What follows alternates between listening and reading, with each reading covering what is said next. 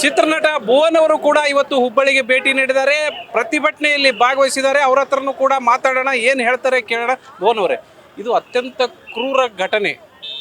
ಆರೋಪಿ ಬರ್ಬರವಾಗಿ ಆ ಹುಡುಗಿಯನ್ನು ಹತ್ಯೆ ಮಾಡಿದ್ದಾನೆ. ಇಡೀ ದೇಶದಾದ್ಯಂತ ಖಂಡನೆ ವ್ಯಕ್ತ ಆಗ್ತಾ ಇದೆ. ಆರೋಪಿಗೆ ಉಗ್ರ ಶಿಕ್ಷೆ ನೀಡಬೇಕು ಅಂತ ಆಕ್ರೋಶ ವ್ಯಕ್ತ ಆಗ್ತಾ ಇದೆ.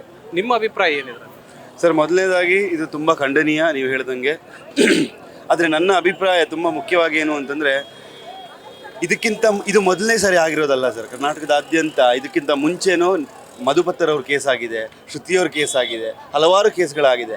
ಆ ಸಮಯದಲ್ಲಿ ಈ ಥರ ಬಿಸಿ ಕಾವಿರುವಾಗ ನಾವೆಲ್ಲ ಬರ್ತೀವಿ, ಭೇಟಿ ಆಗ್ತೀವಿ, ಸಾಂತ್ವನ ಹೇಳ್ತೀವಿ, ಮಾಧ್ಯಮದವರು ಬರ್ತಾರೆ, CID ಕೊಡಬೇಕು, CBI ಕೊಡಬೇಕು ಅನ್ನೋ ಎಲ್ಲ ವಿಷಯಗಳು ಬರ್ತವೆ. ಆದರೆ ಈ ಕಾವು ಮುಗಿದ ಮೇಲೆ 10 ದಿವಸನೋ 20 ದಿವಸನೋ 30 ದಿವಸ ಆದಮೇಲೆ ಯಾವನ ಈ ಕಡೆ ಮೂಸ್ಕೊಡೋ ನೋಡಲ್ಲ ಸರ್. ಅದು ತಪ್ಪು, ಅದು ಆಗಬಾರ್ದು. ಅಂದರೆ ಒಂದು ಕ್ಲೈಮ್ಯಾಕ್ಸ್ ಆಗಬೇಕು ಸರ್. ಏನೋ ಒಂದು, ಈಗ ಈ ಥರ ಒಂದು ತೊಂದರೆ ಆಯಿತು, ಈ ಥರ ಒಂದು ಘಟನೆ ಆಯಿತು, ಏನು ಶಿಕ್ಷೆ ಆಯಿತು ಆ ಮನುಷ್ಯನಿಗೆ ಅನ್ನುವಂಥದ್ದು ಇಡೀ ಜಗತ್ತು ಗೊತ್ತಾಗಬೇಕು, ಕರ್ನಾಟಕದಾದ್ಯಂತ ಜನರಿಗೆ ಗೊತ್ತಾಗಬೇಕು. ಆವಾಗಲೇ ಜನರಲ್ಲಿ ಸ್ವಲ್ಪ ಹೆದರಿಕೆ ಅನ್ನೋದು ಬರುತ್ತೆ ಅಂತ. ಈಗ ನೋಡಿ, ಉತ್ತರ ಪ್ರದೇಶದಲ್ಲಿ ತೊಗೊಂಡ್ರೆ ಇನ್ಸ್ಟೆಂಟ್ ಕರ್ಮ. ನೀವೇನೋ ತೊಂದರೆ ಮಾಡಿದ್ರಾ, ನೀವು ಆ್ಯಂಟಿ ಸೋಷಿಯಲ್ ಆ್ಯಕ್ಟಿವಿಟಿ ಮಾಡಿದ್ರಾ, ನೀವು ಅವತ್ತೇ ಅಲ್ಲೇ ಲಾಟ್ರಿ ಹೊಡೆದ್ಬಿಟ್ಟು ನಿಮ್ಮ ಮನೆಯಲ್ಲಿ ಬುಲ್ಡೋಸರ್ ಹೊಡೆಯೋದು ಅಥವಾ ನಿಮ್ಮನ್ನು ಜೈಲಿಗೆ ತೊಗೊಂಡು ಹಾಕೋದು, ಅಲ್ಲೇ ನಿಮಗೆ ಒಂದು ಕಾನೂನಿನ ಒಂದು ವಿಷಯದಲ್ಲಿ ನಿಮಗೊಂದು ರಿಯಾಕ್ಷನ್ನ ತೋರಿಸ್ತಾರೆ. ಆ ರೀತಿಯಲ್ಲಿ ನಮ್ಮ ಕರ್ನಾಟಕದಲ್ಲಿ ಯಾವತ್ತುವರೆಗೂ ಆ ಥರ ಒಂದು ಲಾ ಬರಲ್ವೋ ಅಲ್ಲಿವರೆಗೂ ಈ ಥರ ಘಟನೆಗಳು ನಡೀತಾನೆ ಇರ್ತವೆ. ನಾವು ಈ ಥರ ಪ್ರತಿಭಟನೆ ಮಾಡ್ತಾನೆ ಇರ್ತೀವಿ, ನೀವು ಬಂದು ಕವರ್ ಮಾಡ್ತಾನೆ ಇರ್ತೀರಾ, ಅವ್ರ ಮನೆಗೆ ಸಾಂತ್ವನ ಹೇಳ್ತಾ ಇರ್ತೀವಿ, ಪುನಃ ಇನ್ನೊಂದು ಹೆಣ್ಮಗಳನ್ನ ಯಾರೋ ರೇಪ್ ಮಾಡಿ ಮರ್ಡರ್ ಮಾಡ್ತಾರೆ. ಇದಾಗಬಾರ್ದು. ಇದಕ್ಕೊಂದು ಪರ್ಮನೆಂಟ್ ಸೊಲ್ಯೂಷನ್ ನಾವು ಕಂಡುಹಿಡ್ಕೋಬೇಕಾಗಿ ರಾಜ್ಯ ಸರ್ಕಾರ ಇದೇ ಕೇಸಿಗೆ ಸಂಬಂಧಪಟ್ಟಂಗೆ ವಿಶೇಷ ಕೋರ್ಟನ್ನು ಸ್ಥಾಪನೆ ಮಾಡಿದೆ. ಫಾಸ್ಟ್ ಟ್ರ್ಯಾಕ್ ಅಲ್ಲ, ವಿಶೇಷ ನ್ಯಾಯಾಲಯ. 90ರಿಂದ 120 ದಿವಸದೊಳಗೆ ಈ ಕೇಸನ್ನು ಒಂದು ಸಂಪೂರ್ಣ ವಿಚಾರಣೆ ಮುಗಿಸ್ತೀವಿ ಅನ್ನೋಂಥ ಭರವಸೆಯನ್ನು ಕೂಡ ರಾಜ್ಯ ಸರ್ಕಾರ ಕೊಟ್ಟಿದೆ ಮತ್ತು CIDಗೆ ರೆಫರ್ ಮಾಡಿದೆ. ಇದು ತೃಪ್ತಿದಾಯಕನ ಅಥವಾ CBIಗೆ ಹ್ಯಾಂಡ್ ಓವರ್ ಮಾಡ್ಬೇಕಂತೇಳಿ ಅವರ ಕುಟುಂಬದವ್ರ ಆಗ್ರಹ ಇತ್ತು, ಅದು ಆಗಬೇಕಾಗಿತ್ತು ಸರ್. ನಮಗಿಲ್ಲ ಆಗಬೇಕಾಗಿರೋದು ಇಷ್ಟೇ ಸರ್.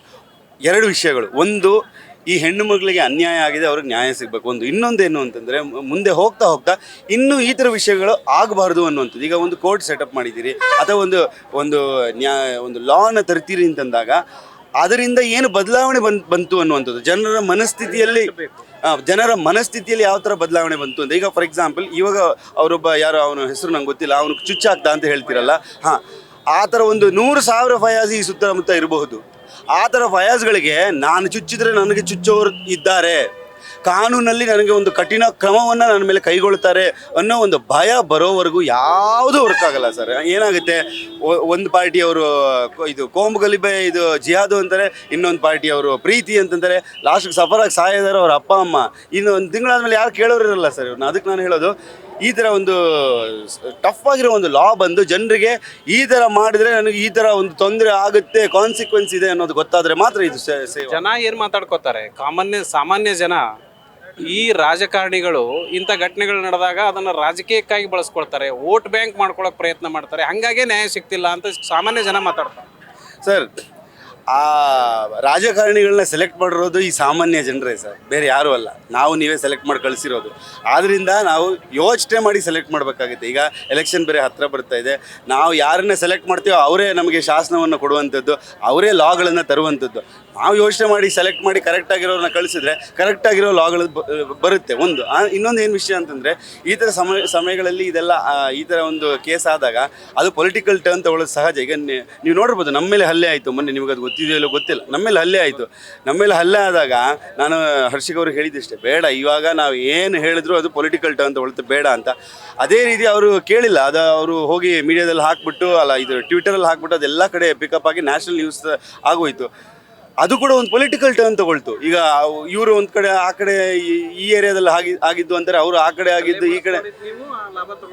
ಅಲ್ಲ, ಲಾಭದ ಪ್ರಶ್ನೆ ಅಲ್ಲ ಸರ್, ಅದು ಪೊಲಿಟಿಕಲ್ ಟರ್ನ್ ತಗೊಳುತ್ತೆ ಅನ್ನುವಂಥದ್ದು. ಸೊ ಅದರಿಂದ ನಾನು ಹೇಳೋದಿಷ್ಟೇ, ಯಾರು ಬೇಕಿದ್ರು ಪೊಲಿಟಿಕಲ್ ಏನೋ ಮಾಡ್ಕೊಳ್ಳಿ. ನಾವು ಯುವಕರು ಯಾರಿದ್ದೀವಿ, ಈಗ ನೋಡಿ ಇವರೆಲ್ಲ ಸೇರಿದಾರಲ್ಲ, ಯುವಕರು ಇರೋರು ಇದ್ರ ಬಗ್ಗೆ ಎಚ್ಚೆತ್ತುಕೊಂಡು ಏನೋ ಒಂದು ಲಾ ಇದ್ರ ಬಗ್ಗೆ ಬರೋವರೆಗೂ, ಏನೋ ಒಂದು ಪರ್ಮನೆಂಟ್ ಸೊಲ್ಯೂಷನ್ ಸಿಗೋವರೆಗೂ ಇವ್ರು ಬಿಡಬಾರ್ದು ಸರ್. ಯಾಕಂತಂದರೆ ಇವತ್ತು ನಾವಿಲ್ಲಿ ಕೂತ್ಕೊಂಡು ಅಯ್ಯೋ ಅವ್ರ ಮನೇಲಿ ಆಯಿತು ಅಂತ ಅನ್ಕೋತೀವಿ, ನಾಳೆ ನಿಮ್ಮ ಮನೆ ಮಗಳಿಗಾಗ್ಬೋದು, ನಿಮ್ಮ ಹೆಂಡತಿಗಾಗ್ಬೋದು, ನಿಮ್ಮ ತಂಗಿಗಾಗ್ಬೋದು, ನಿಮ್ಮ ಗರ್ಲ್ ಫ್ರೆಂಡ್ಗಾಗ್ಬೋದು, ಆಗ್ತಾನೂ ಇದೆ. ಇದು ಆಗಬಾರ್ದು ಅಂತಂದರೆ ಒಂದು ಪರ್ಮನೆಂಟ್ ಸೊಲ್ಯೂಷನ್ನ ನಾವೆಲ್ಲ ಸೇರಿ ಹುಡುಕಬೇಕು ಅಂತ ನನಗನ್ಸುತ್ತೆ. Thank you. ಇದು ಭುವನ್ ಅವರ ಮಾತುಗಳು. ಪರ್ಮನೆಂಟ್ ಸೊಲ್ಯೂಷನ್ ಬೇಕು. ಘಟನೆ ಆದಾಗ ಮಾತ್ರ ಪ್ರತಿಭಟನೆಗಳಾಗ್ತವೆ, ನಂತರ 1 ತಿಂಗಳು 2 ತಿಂಗಳು ಹೋದ ನಂತರ ಮತ್ತೊಂದು ಘಟನೆಗಾಗಿಯೇ ಕಾಯುವಂಥ ಪರಿಸ್ಥಿತಿ. ಅಂಥ ಪರಿಸ್ಥಿತಿ ನಿರ್ಮಾಣ ಆಗಬಾರ್ದು. ಇದಕ್ಕೆ ಒಂದು ಪರ್ಮನೆಂಟ್ ಸೊಲ್ಯೂಷನ್ ಸಿಗಬೇಕು ಅನ್ನೋ ಅಭಿಪ್ರಾಯ ಅವ್ರದ್ದು. ಕ್ಯಾಮ್ರಾಮನ್ ಪಾಂಡ್ರಂಗ್ ಜೊತೆ Prakash Nulvi, news first, Hubballi. News first ನಿರ್ಭೀತಿಯಿಂದ ನಿಮ್ಮ ಪರವಾಗಿ.